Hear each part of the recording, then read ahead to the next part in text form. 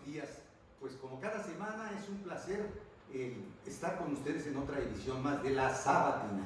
Y hoy me da mucho gusto, estoy muy contento porque curiosamente es la edición número 20 de La Sabatina.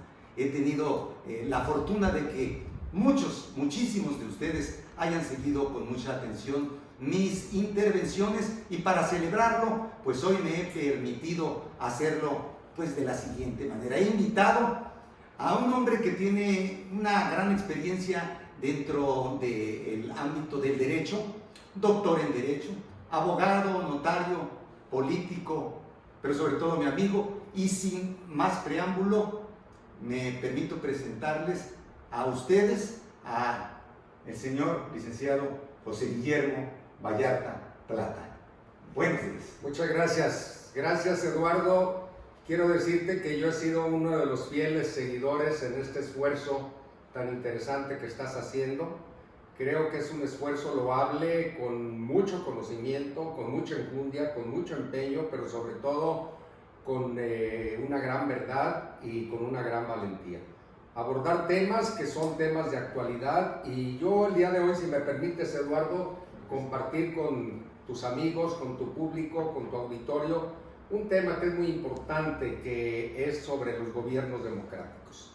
Y entiéndase bien, no voy a hacer alguna especie de determinación en torno a un gobernante en especial. No se trata de hacer ni panegíricos, pero tampoco se trata de satanizar a nadie. Lo que quiero es hacer una observación objetiva en torno a lo que deben de ser los gobiernos democráticos.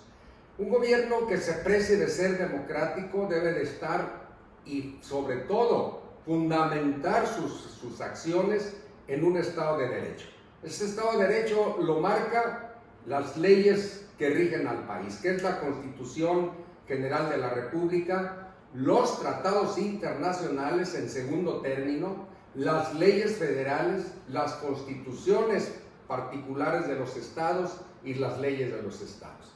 El gobernante, entonces, el titular del poder ejecutivo, vamos siendo claro, tendrá que estar dentro de ese marco de acción. Su actuación no puede estar por encima de ninguna de estas leyes. Legítimamente constituido quiere decir que proviene de un proceso democrático que lo marcan las propias leyes, como es el caso de México y de prácticamente todos los países democráticos del mundo. Vienen de un proceso democrático en donde el ciudadano, en forma voluntaria y espontánea, emite su decisión en torno a quién quiere que lo gobierne. Después vienen las instancias ciudadanas que califican precisamente la elección, que es el Instituto Nacional Electoral. Afortunadamente en nuestro país, México, ese organismo se ciudadanizó, y ojalá y el presidente de la República actual les siga respetando ese proceso que fue un avance de la democracia moderna mexicana. Después viene lo que son los protocolos constitucionales, la toma de posesión, la toma de protesta, y sobre todo cuando el presidente de la República acepta ante el país cumplir y hacer cumplir la Constitución y las leyes que de ella emanan. Ya señalamos que la Constitución General de la República tiene un marco general. Ese marco general respeta tres diversos órdenes de gobierno. El gobierno federal, que tiene sus competencias. Los gobiernos de las entidades federativas, que tienen sus competencias. Artículo 73 constitucional, artículo 124 constitucional. Y viene un tercer orden de gobierno, que es el municipio, que hay más de 2.440 municipios en el país, artículo 115 de la Constitución, que tiene también su normatividad. En ese entramado político, legislativo, constitucional, el presidente de la República tiene una facultad de accionar, es decir, no puede invadir la acción de competencia ni de los estados ni de los municipios, que tienen un orden preestablecido en la Constitución. Aquí viene lo interesante. Ha habido una serie de críticas en torno a la forma de actuar del actual titular del Poder Ejecutivo en nuestro país. Sobre todo porque ha roto con el esquema de la constitucionalidad y el respeto de lo que otras instancias, otros gobiernos anteriores han realizado en nombre del país. Y me refiero yo a los compromisos constitucionales. En este caso voy a hablar de dos en particular: la reforma energética y los grandes proyectos nacionales, como es el caso del aeropuerto de la Ciudad de México.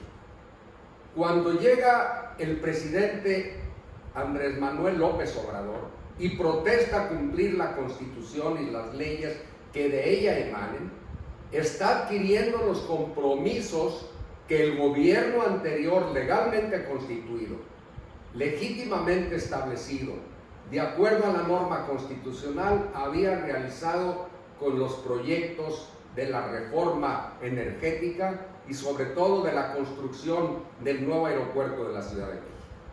¿Qué pasa cuando el presidente de la República, no dentro del marco y del cauce constitucional que le establece el Instituto Nacional Electoral, es decir, los procesos electorales, no convoca a un plebiscito o a un referéndum nacional, que todavía no está bien determinado el proceso constitucional para estos dos tipos de convocatorias populares, y sin embargo hace un llamamiento a modo a sus adláteres, a la gente de su propio partido, en determinadas zonas, y con un mínimo porcentaje de votantes les pide que digan sí o no a una obra que iba a ser espectacular y muy necesaria para el país, que además ya se había invertido una cantidad muy importante de miles de millones de pesos, y les dice: díganme sí o no al aeropuerto de la Ciudad de México.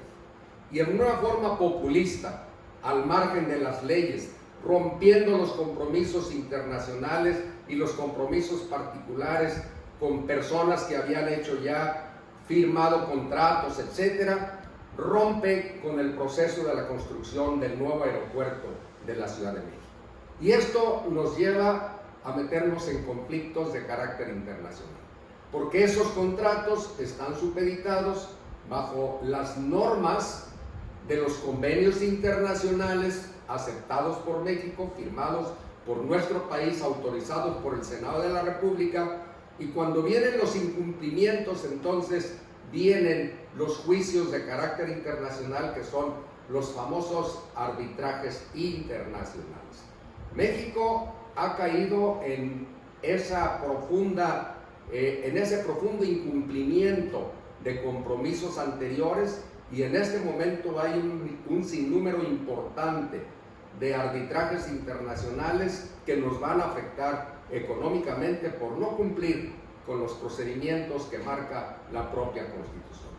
¿Cómo es posible, me pregunto yo y les pregunto a ustedes, que un titular del Poder Ejecutivo, sin hacer caso a los compromisos contraídos por México y por su titular del Ejecutivo anterior, que estaba legalmente constituido, él rompa, sin tener un esquema que le marque la Constitución, con los compromisos contraídos, y orienta hacia otra directriz sus famosas políticas del gobierno de la Cuarta Transformación?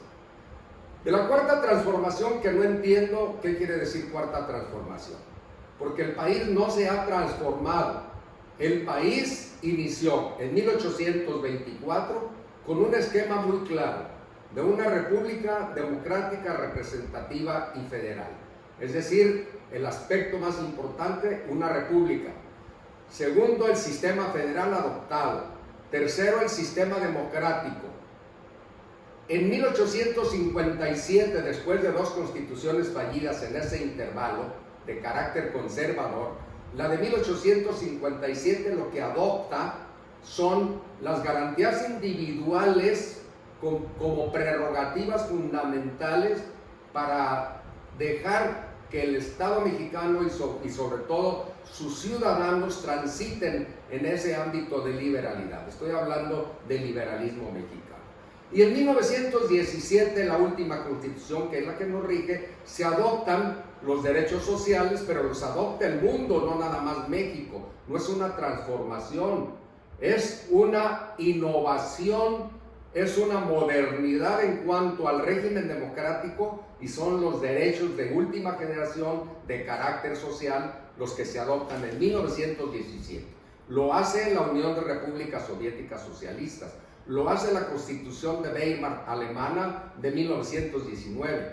A partir de ahí, todos los países del mundo van a voltear hacia el régimen de los derechos sociales. Y la gran mayoría de ellos, sobre todo los europeos, nos van a rebasar porque van a adoptar el famoso estado de bienestar, en donde el sistema de gobierno se orienta hacia los que menos tienen y facilita que ciertas instituciones, sobre todo en materia de educación, en materia de salud, en materia de vivienda, en materia de prestación de ciertos servicios a la comunidad, en materia de democracia participativa, en materia de medio ambiente, se desarrollen naturalmente, privilegiando sobre todo a las clases menos privilegiadas o menos protegidas. Ese es el estado de bienestar que nos rebasa por completo a los derechos sociales en México. Así es de que no hay ninguna cuarta transformación. Yo no sé hacia dónde va con esa forma de gobernar que no está respetando precisamente las características de los gobiernos democráticos. ¿Cómo rompe con una forma, con una decisión política fundamental que es precisamente la reforma energética?